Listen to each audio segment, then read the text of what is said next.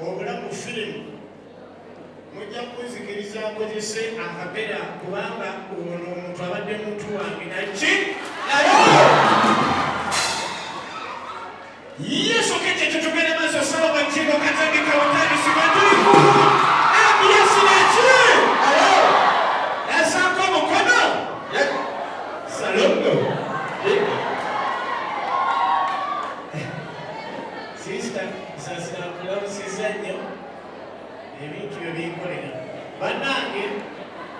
ngenda kozesa ebigambo bitono nnyo ng'omulokole ng'omuzadde era ng'omwogerezi wa firimu era omuntu ayagala eggwanga lyange naki omukulu omugenzi kati Augustine nga pasita abadde mukwano gwange nnyo ensonga naye kikyolifa teweerabidde nsaba buli muntu yenna ali wano anyambe kano kapaketi agende nako oba oli muzadde oba oli munnabyabufuzi oba oli mukulembeze wa ddiini mbasaba kano mugende nako omukulu omugenzi kati pasita yiga yajja ewange nze katandika butandisi ekikulu kyakyo ki kyabadde nga buli muntu amutuukako yenna mu kiti kyakola ki mu situdiyo yange gye yansanga nagamba nziguddewo bandi bagiyita revival bandi ne mugamba ate kati ogenda kuyimba abadde musajja mutateekanya nnyo yaleetanga buli kimu nga kipya n'aleeta oluyimba amalupya omuyimbi mupya tomwewulirangako naga kati noonya akalango akajyawo mu kintu ekyo netugatta obwongo revival band ku bayimbi abasinga ensonga enkulu mu kintu kino tibannanga wonawona wooli munene otya abantu bano abatandikirwako tuli bamaanyi nnyo okuleka nti ekintu kigenda mu maaso oba ekintu kyaffe kisobola okugenda ki mu maaso kati omukulu ono ebintu bingi gye byabadde azitakola nga agezaako maazi omuntu okuba nti agezaako okubadda nga alina byansomesa ate nenesobola okusomesezaako abantu abalala ebintu bye tuba twogerera firimu tuba twebuuza ku bantu nga omugenzi kati pasita yiga kakati tusaba abakulu mwenna ab'amadiini n'akadokeko okubiri nga bwe mutusabira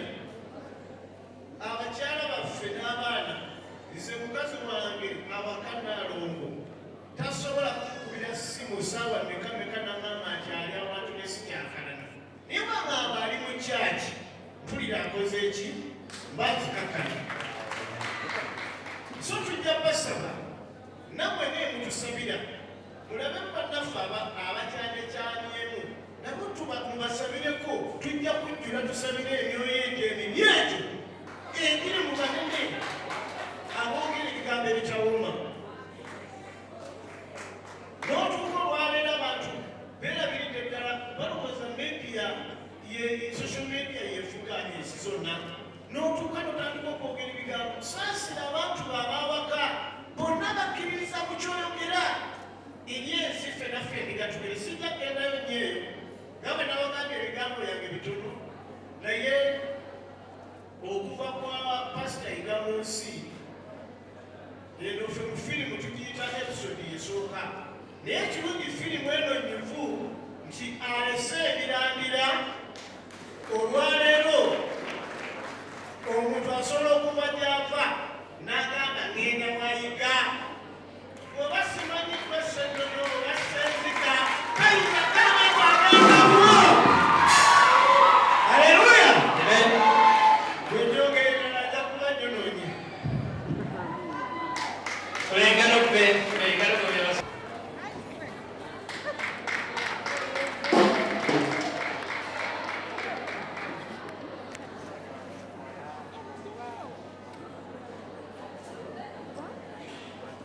Yesu yebazibwa Oluganda. Bassebo ne bannyabo baganda bange mu Yesu mikwano gyaffe abakungu bazze mwenna abazze wano okuva mu ssumbalo yaffe tubeebaza nnyo mwebale nnyo mwebalire ddala naye ekyesanjo tusinga okuba nakyo Musumba teyafudde,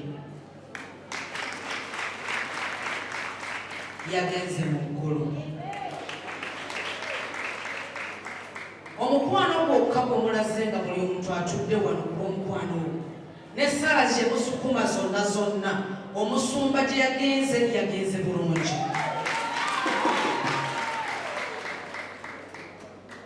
Omusumba abadde mukwano gwange, abadde n'emikwano mingi, naye ate abadde mukwano gwange ow'enkizo.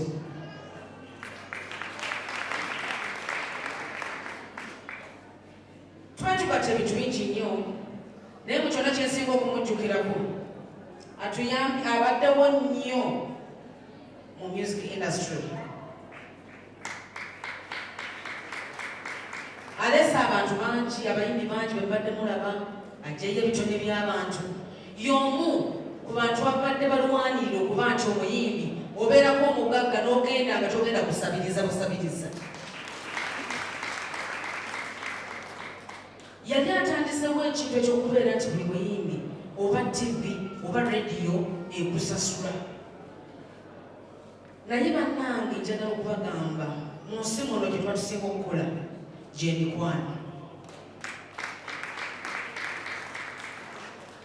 Kituufu sente ziba nnungi, naye ate emikwano oba okukola emikwano kikulu nnyo mu bulamu bw'omuntu, kikulu nnyo. Wewamu wabawo ebigambo ebisoomozebwa, naye mu Bayibuli mulimu oluyimba olugamba tewali mu nsi muno mulongoofu so nga tewaliba mukulu wabula abantu beeyalongoosa n'omusaayi ogwa Yesu yekka.